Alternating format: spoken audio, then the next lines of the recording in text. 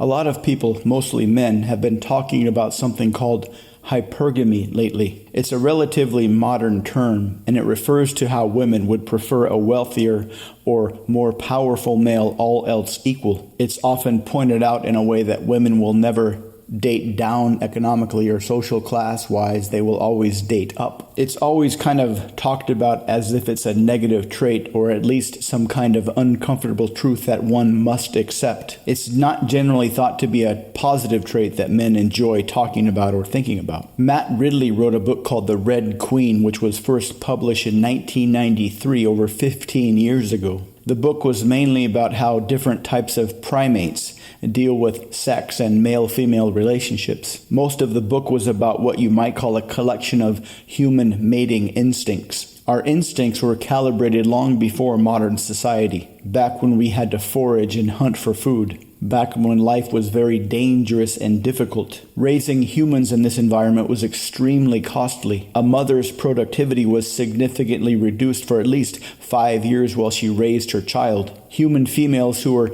naturally attracted to low productivity males therefore didn't really have many surviving children. On the other hand, human females who were naturally attracted to high productivity males had a lot of surviving children. Ridley pointed out that women developed attraction instincts for signs of wealth or signs of power. The most effective sign of wealth and power back in the caveman days was social status. Males would compete with one another to become more productive, to become better hunters, to become better leaders. The more productive any given male was, the more sexual choice he had. The more productive a male was, the more social status he had. A common modern psychological trait is to externalize our problems. This was likely a positive trait that worked well in the past. If you were hunting an animal, for example, and you missed, it would be very helpful to get angry at the animal. That would increase your likelihood of success. Today, like most of our other instincts, what worked well in the past doesn't work very well today. Today, our environment is not filled with animals we need to kill or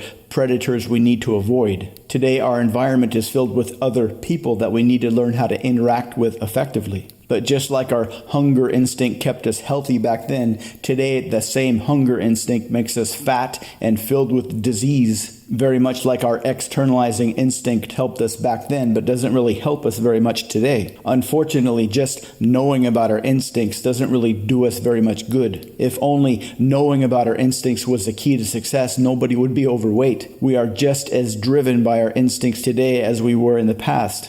If you were a man back in the caveman days, the goal was simple: to compete with all the other men to become as productive as possible. The more productive you were, the more status and sex you got. The more productive you were, the better sex with better women you got. You might even say that modern society was built with men driven by the instinct to outproduce one another. A competitive instinct that was absolutely dependent on the existence of female hypergamy. Without female hypergamy, there would be no reason to compete. Without female hypergamy, we wouldn't have modern society. Without female hypergamy, we wouldn't have developed all the modern conveniences that we take for granted. My favorite line from Ridley's book is paraphrased as follows: "Women are driven to be attracted to powerful, wealthy men. Men are driven to be attracted to young, beautiful women. The problem is most women are not young and beautiful, and most men are not wealthy and powerful."